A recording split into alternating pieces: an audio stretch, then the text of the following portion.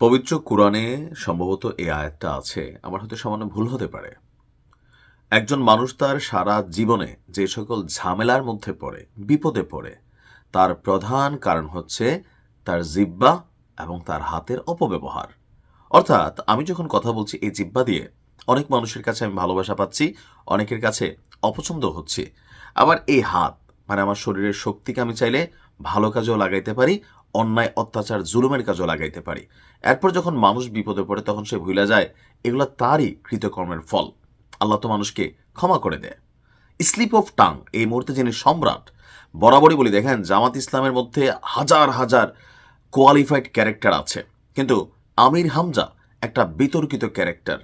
অনেকে আমার উপরে রাগ হন, কিন্তু আমি বরাবরই বলে আসছি যতগুলা ওয়াজি আছে বাংলাদেশে, এর মধ্যে সবচেয়ে বিতর্কিত যেই ক্যারেক্টার, যিনি তার বক্তব্য দিয়া, তার আচরণ দিয়া, তার কর্ম দিয়া মানুষের কাছে, জামাত ভিত্তিক জনগণের কাছে ভালোবাসা অর্জন করলেও সচেতন মানুষ তাকে খুব বেশি পছন্দ করে না।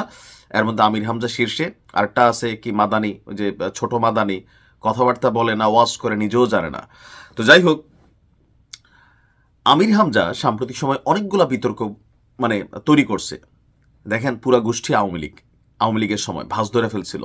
তখন বিএনপির যিনি চেয়ারম্যান ছিলেন, অর্থাৎ বেগম খালেদা জিয়ার কনিষ্ঠ পুত্র আরাফাত রহমান কোকোকে নিয়ে যে পরিমাণ জঘন্যমূলক একটা বক্তব্য তিনি দিয়েছেন, এখন এটাকে স্লিপ অফ টাং বললে হবে না, রসাইয়া রসাইয়া যেভাবে মানুষ সম্পর্কে তিনি কুমন্তব্য করেন, এটা ক্ষমার অযোগ্য অপরাধ অনেকে মনে করছেন। তবে আমি মনে করি তিনি যেহেতু দুঃখ প্রকাশ করেছেন, এটা মাফ করে দেওয়া যেতে পারে। এটাতে বিএনপির জন্য মহত্বের পরিচয় দেওয়া হবে। তবে সমর্থকরা যারা আছে তারা মাফ করার পক্ষে না। এখন আমির হামজা কি নতুন কোনো কৌশল নিছেন? আমার মনে হয় যে তিনি ফেসবুকে স্ট্যাটাস না দিয়া ওনার থানায় গিয়ে একটা জিডি করা দরকার ছিল, কারণ ফেসবুক তো আমরা গিয়ে বাঁচাবো না, বাঁচাবে আইন শৃঙ্খলা বাহিনী, পুলিশ। হঠাৎ করেই একটি স্ট্যাটাস দিয়েছেন যে একটু জানিয়ে রাখি, গতকাল থেকে বিভিন্ন মাধ্যমে আমাকে হত্যার হুমকি দেওয়া হচ্ছে, আমি যেন মৃত্যুর জন্য প্রস্তুত থাকি, আর আমি মৃত্যুর জন্য সবসময় প্রস্তুত ইনশাল্লাহ। আপনাদের কাছে অনুরোধ, আমার অনুপস্থিতিতে কুষ্টিয়াতে যে ইনসাফ কায়েমের লড়াই আমরা শুরু করেছি সেটা প্রতিষ্ঠিত কইরেন এবং আমার 3 শিশুকন্যাকে একটু দেখে রাখেন। আমির হামজা অনেকটা হাদিস স্টাইলে হয়েছে। কিসের ইনসাফ কায়েমের লড়াই আপনি শুরু করছেন? আপনি তো ভাই শুনেন, এইসব কথা জামাতের হয়তো যারা পাগলা ভক্ত তারা খাবে, বোঝা উচিত। বিএনপিও এমন এমন কর্মকাণ্ড করে যে মানুষকে মাঝে মাঝে বোকা ভাবে। আওয়ামী লীগ তো করতে করতে ধ্বংসই হয়েছে। দেশের জনগণ যে চালাক হয়ে গেছে ফেসবুকের মাধ্যমে।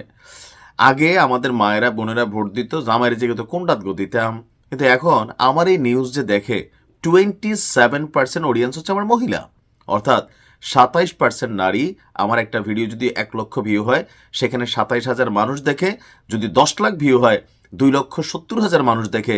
যদি 20 লক্ষ ভিউ হয়, 5,40,000 নারী আমার অডিয়েন্স। আপনার বুঝতে হবে মানুষ এখন সচেতন, মা বোনেরাও সচেতন। তবে দলকানা দলভক্ত যারা, আমরা এইসব কথায় ভিজি, কিন্তু সচেতন মানুষ ভিজে না। আপনাকে যদি এই ধরনের কোনো ঘটনার আশ্বাস ইঙ্গিত দেওয়া হয়, আপনার উচিত নিকটস্থ থানায় এটা নিয়ে জিডি করা। যদি ফেসবুকের মাধ্যমে দেওয়া হয়, ভাই এটা তো খুঁজে বের করা সম্ভব, তাই না? কে কোথায় থেকে ফেক আইডি দিয়ে দিচ্ছে, তো আপনি পুলিশের কাছে যান। ফেসবুকে এগুলো লেখা মানুষের অনুভূতি কামানোর হয়তো চেষ্টা করতে পারেন, আবার ঘটনা সত্যিও হতে পারে। সো সচেতনতার হিসাবে আপনার উচিত পুলিশের সাহায্য নেওয়া। আর আপনি যে কর্ম করেছেন, একটা না একাধিক কর্ম আপনি করেছেন। একবার এক হিন্দুকে মুসলিম বানিয়ে আপনি বিতর্ক তৈরি করছেন, আগের থেকে মুসলমান তারে আবার আপনি কলমা পড়ে মুসলমান বানিয়েছেন। এগুলো খেয়াল আছে না মানুষের? তো ভাই মানুষের কাছে এগুলো বাটপাইয়ের অ্যাক্টিভিটিস মনে হয়। আমি বরাবরই বলে আসছি জামাতের সাথে আমার কোনো অ্যালার্জি নেই, বরঞ্চ অনেকের আমার জামাতই মনে করেন। কিন্তু জামাতের একটা রং চয়েস হয়েছে এই আমির হামজা। গতকালকে দেখেন একজন মানুষ মরেই গেল এই হামজার ঘটনা নিয়ে প্রতিবাদ করতে গিয়া, তাই না?